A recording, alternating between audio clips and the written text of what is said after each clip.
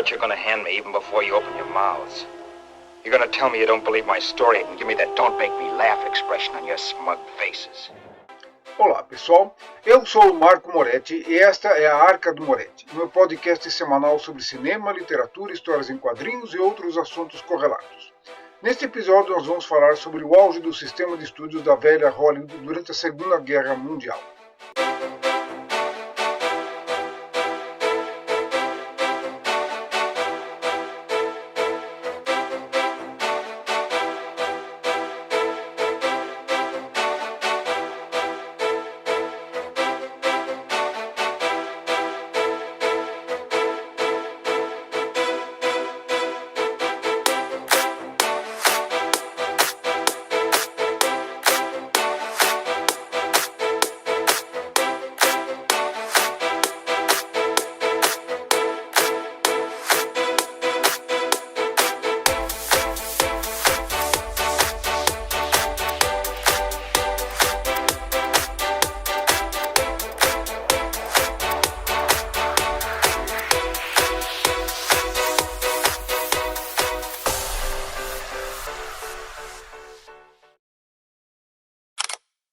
É isso aí, pessoal. Sem mais enrolação, vamos dar início ao nosso episódio de hoje.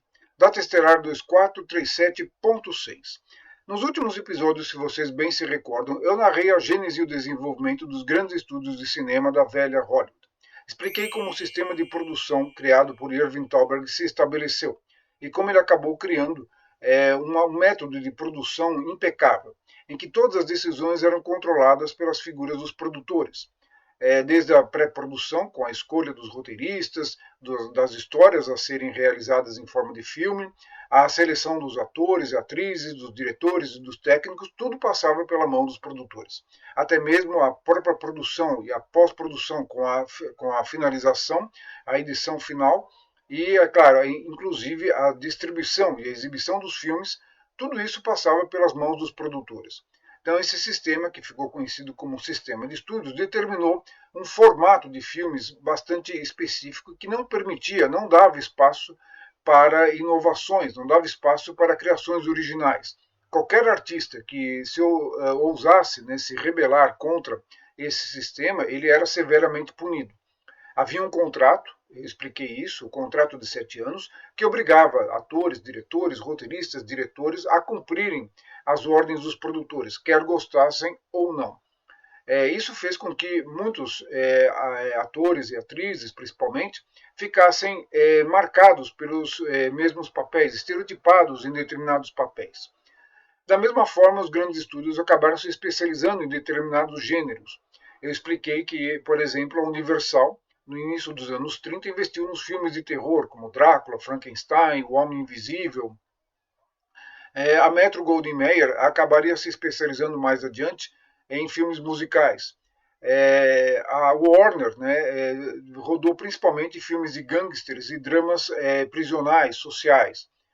Mais tarde, ela também acabaria abrindo o leque e fazendo filmes sobre swashbucklers, ou seja, capa-espada, principalmente aqueles estrelados pelo Errol Flynn.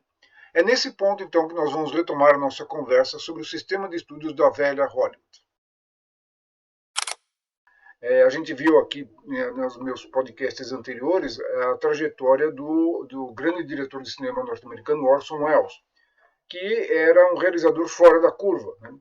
Ele pretendeu fazer filmes da sua moda, no seu estilo, contar histórias do jeito dele, e é claro que isso acabou entrando em choque com o esquema de produção vigente então na época, e inevitavelmente ele acabou sendo colocado de lado, e teve que procurar emprego em estúdios cada vez mais precários, ou se submeter às exigências dos estúdios e se encaixar como um diretor comercial, e no final das contas ele acabou tendo uma carreira bastante truncada, embora conseguisse realizar filmes notáveis, como eu expliquei na biografia, na vida e obra do Welles, como A Dama de Xangai, A Marca da Maldade, O Processo, Falstaff, o próprio Otelo, um filme bastante complicado em sua realização, justamente devido à falta de recursos. Mas, enfim, voltando aqui ao tema, então o sistema de estúdios também implicava num contrato padrão aos atores e diretores. E esse contrato amarrava, principalmente os atores, né, a uma vida assim bastante limitada, né, uma carreira bastante limitada. Os atores eram contratados de forma muito parecida, né, com o que os times de futebol hoje fazem com os seus jogadores. Ou seja, eles não tinham liberdade, eles não tinham autonomia para escolher que filme fazer, que papel interpretar. Eles eram determinados para determinado filme, determinado papel e tinham que obedecer caninamente. Qualquer rebeldia era punida. Ou eles ficavam anos na geladeira ali sem realizar filmes, o que podia ser fatal para a carreira deles, ou eram cedidos a empresas menores, a companhias menores, para realizar filmes inexpressivos, que poderia também ser um veneno para as carreiras desses artistas. Vários deles foram punidos, né? Eu mencionei aqui nos meus podcasts anteriores a história do Clark Gable, que deu a volta por cima quando foi punido para trabalhar na Columbia, um estúdio pequeno na época, né? Com pouquíssimos recursos. No final ele acabou fazendo do limão uma limonada. O filme que ele estrelou lá, Aconteceu Naquela Noite, acabou lhe dando o Oscar de melhor ator. E o filme também venceu os 5 principais prêmios, né, da Academia. Né? É a primeira vez que isso aconteceu na história do Oscar. Né?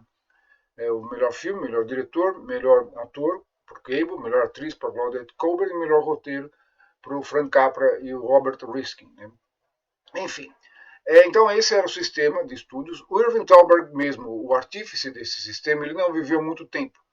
Ele tinha uma saúde bastante precária, ele morreu lá por volta de 1936. E aí o processo continuou sendo tocado pelo chefão da Metro, Louis B. Mayer, que era um homem implacável e nem perto de ter o mesmo gosto refinado que o Thalberg. O Thalberg, apesar de ser um produtor implacável, né, que olhava com olho de lince as produções, acompanhava ali bem de perto, né, ele era um homem, parece que tinha ali um gosto refinado, apurado, né? Ele gostava de adaptações literárias de clássicos, né? Então na Metro ele produziu muitas dessas adaptações, né? Entre elas A Dama das Camélias, estrelada pela Greta Garbo e o Robert Taylor, né? Entre vários outros. O David Copperfield também foi uma das adaptações. É, Outra adaptação também baseada em Dickens foi A Queda da Bastilha, baseado no livro Um Conto de Duas Cidades, um filme estrelado por Ronald Colman, um dos grandes astros da época. Né? Enfim, o Thalberg tinha um gosto mais refinado. Isso se traduzia em filmes bem cuidados, produções refinadas da Metro, né, opulentas, né, muitas delas estreladas pela esposa do Thalberg, que era Norma Shearer. Né?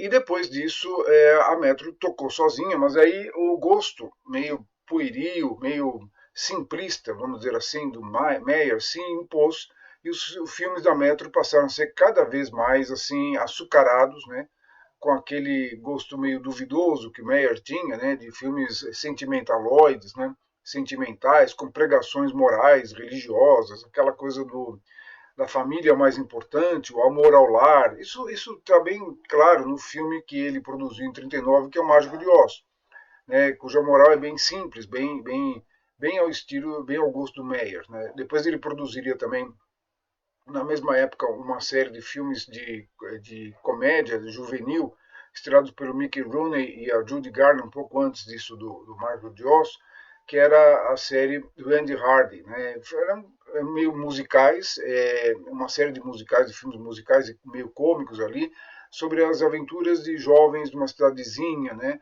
ali em várias situações. Então, era basicamente esse tipo de filme que o Meyer gostava, filmes mais tipicamente americanos, tá? Tipicamente americanos, com aquela filosofia bastante pueril, né, que ele adotava, né? Passou a adotar a partir da morte do Thalberg. Né? Bom, o sistema de estudos vigorou durante todos os anos 30. Também expliquei nos meus podcasts anteriores que esse sistema levou a uma especialização entre os estúdios. Então, cada estúdio passou a se especializar num determinado gênero e formato de filme. A Warner fazia basicamente filmes de gangsters ou dramas prisionais. Mais tarde, ela acabaria também incorporando filmes de aventura de capa e espada, né, como os Swashbucklers estrelados pelo Errol Flynn, o maior espadachim do cinema sonoro naquele período. Né.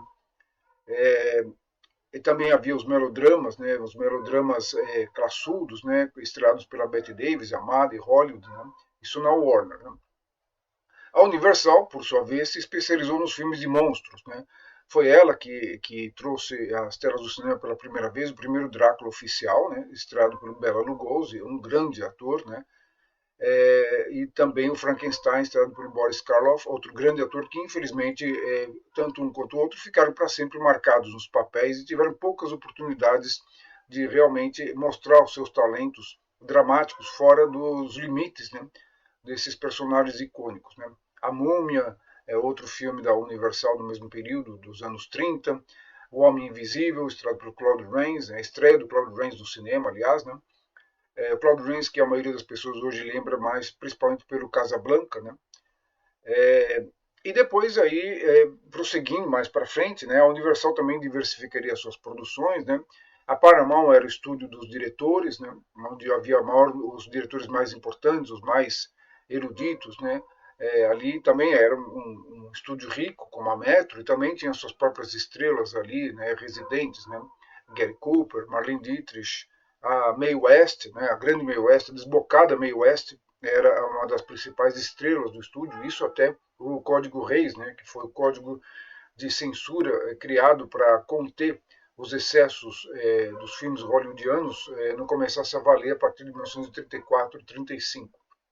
Aí a Mae West praticamente teve a sua carreira truncada, né, mas ela foi uma das grandes estrelas do cinema naquele período da Paramount. Né. O W.C. Fields era outro, enfim. Paramount também tinha o seu próprio estilo e jeitão de fazer filmes, né? E seus próprios diretores ali residentes. Né? Ernest Lubitsch, Cecil B. DeMille, diretor dos grandes espetáculos bíblicos e históricos. Mais para frente, já nos anos 40, o Billy Wilder, um dos maiores diretores de comédias e também de filmes no ar, né, da história do cinema. Aliás, o Billy Wilder fez diversos filmes aí. Sobre o Billy Wilder também vou fazer aqui um podcast, prometo para vocês, ele é um dos meus diretores prediletos, adoro ele, né? E aí vai, né? Então a coisa começa a mudar, né? Esse sistema vai vigorar, né, durante todo o período dos anos 30 até a Segunda Guerra Mundial. Né? Quando a Segunda Guerra Mundial está perto de terminar, as coisas começam a mudar ali em Hollywood, não só em Hollywood, tá? Mas no mundo inteiro. O que aconteceu e que vai determinar a decadência e finalmente a derrocada do sistema de estúdios foi uma mudança de gosto nos espectadores. Bom, vamos tentar entender melhor como é que isso pôde acontecer. Quando a Segunda Guerra explodiu, né, os americanos ainda, o cinema americano ainda relutou por algum tempo antes de adotar claramente a posição anti-eixo. Né? Eixo, para quem não lembra, para quem não sabe, era a linha, né, a linha fascista adotada por três principais países, né, a Alemanha nazista do Hitler, né, a Itália do Mussolini, né, e o Japão do Imperador Hirohito. Né. Mas você tinha outros países ali alinhados com o eixo, né, porque eram ditaduras e não democracias, como a Espanha do Franco, né, Portugal de Salazar e até mesmo aqui o Brasil de Getúlio Vargas que nutria bastante simpatia pelo eixo, mais do que pelas democracias liberais, essa que é a verdade. E o cinema americano começa então a inundar as salas de cinema com filmes patrióticos, muitos de propaganda, né? Alguns diretores de cinema norte-americanos famosos, principalmente cinco grandes diretores, foram mobilizados para irem até o front ou realizarem filmes, principalmente filmes de documentários, naturalmente, ou documentários encenados, para dizer a verdade. E esses cinco diretores foram o John Ford, o John Huston, William Wyler, né, foi outro nome importante, William Wyler, que era um dos diretores mais conceituados da época. O George Stephens, né, que também era um diretor até então um diretor de comédias musicais e filmes de aventura, né, como Gunga Din, mas depois da guerra se tornaria um diretor profundo, denso.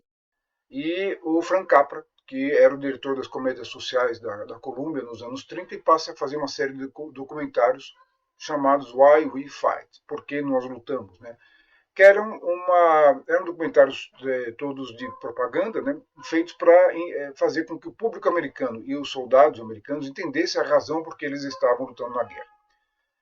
Todos eles acabaram recebendo Oscars pelos seus documentários, né? E não só isso, os próprios estúdios americanos acabaram se mobilizando também para realizar vários filmes de guerra.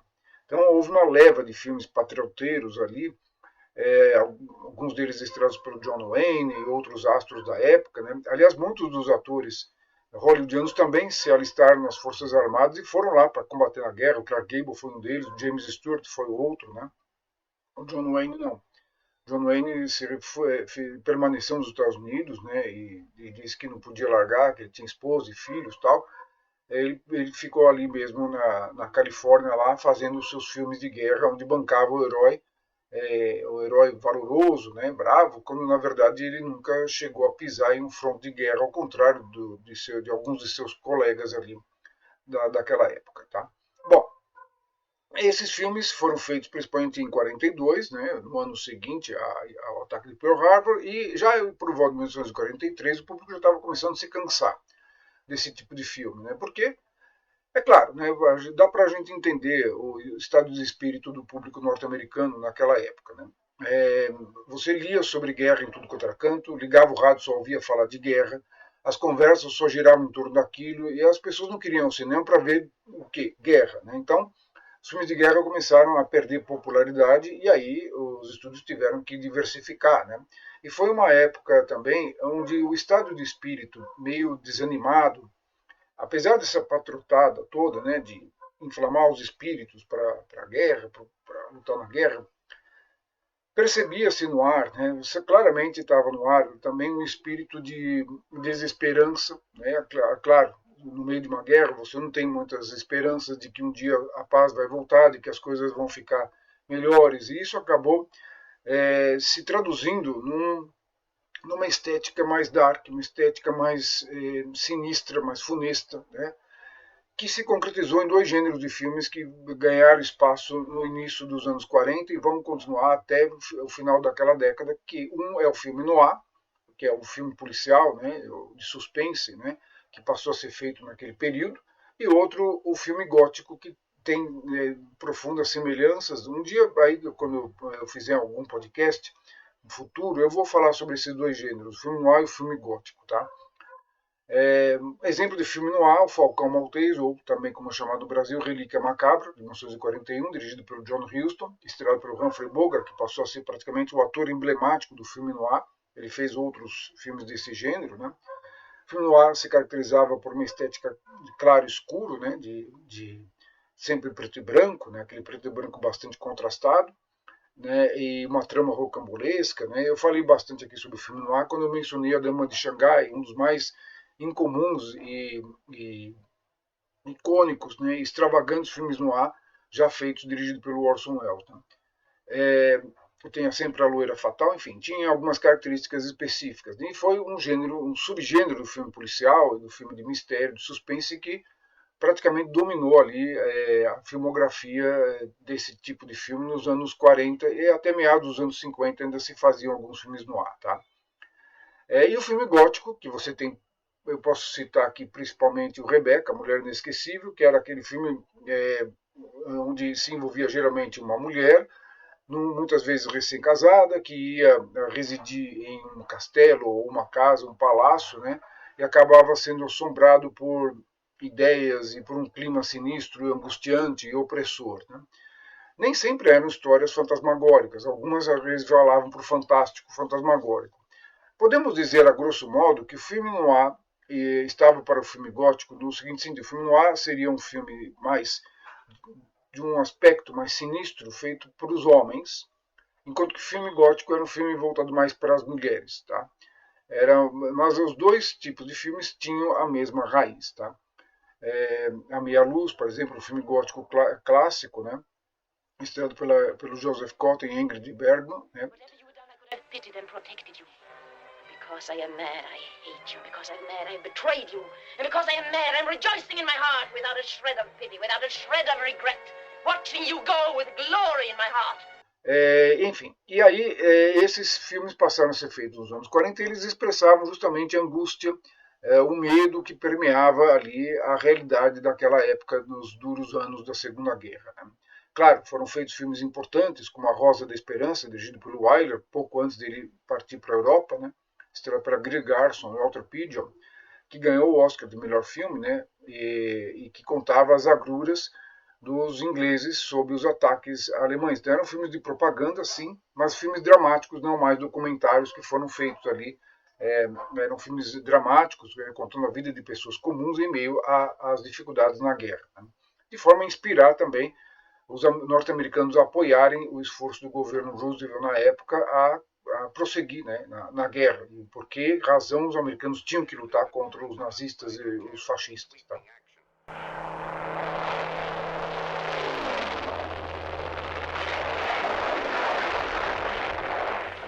Bom, quando a guerra termina, né, como vocês sabem, a Europa estava completamente destroçada e arrasada. Né? Então, o cinema europeu, com muita dificuldade, começava a se recuperar, assim como os seus países, né, Itália, França, Alemanha, Inglaterra, né, com muita dificuldade foram se erguendo, e o cinema europeu acabou tendo que encontrar um modo de fazer filmes sem recurso nenhum, sem nenhum apoio técnico praticamente, a indústria estava destroçada, mas eles precisavam fazer filmes que mostrassem aquela realidade. Nascia aí, bem no finalzinho da Segunda Guerra Mundial, o neorrealismo italiano, que foi capitaneado por alguns dos maiores gênios da história do cinema. Roberto Rossellini, principalmente, foi o principal ideólogo do movimento, mas a gente pode contar aí o Vittorio De Sica, outro grande diretor de Ladrões de Bicicleta, o Luchino Visconti, que na época dirigiu alguns filmes importantes, como A Terra Treme e Obsessão. E, enfim, estava criado ali um gênero de filmes em que a realidade dura, seca, era mostrada sem maquiagem. Tá? Os filmes eram pessimistas, eram amargos e filmados em locação, num ambiente natural, né? E muitas vezes com atores não profissionais, eram pessoas mesmo comuns que ensaiavam e faziam seus papéis. E esses filmes mostravam, o objetivo dos filmes não era criar uma realidade embelezada como os filmes de Hollywood tinham feito até então. Tá? Eles mostravam ao contrário, a realidade, né? Pura, nua e crua, ali as dificuldades desses países europeus, principalmente os italianos, né? De se reerguerem depois do desastre, depois da tragédia. Né?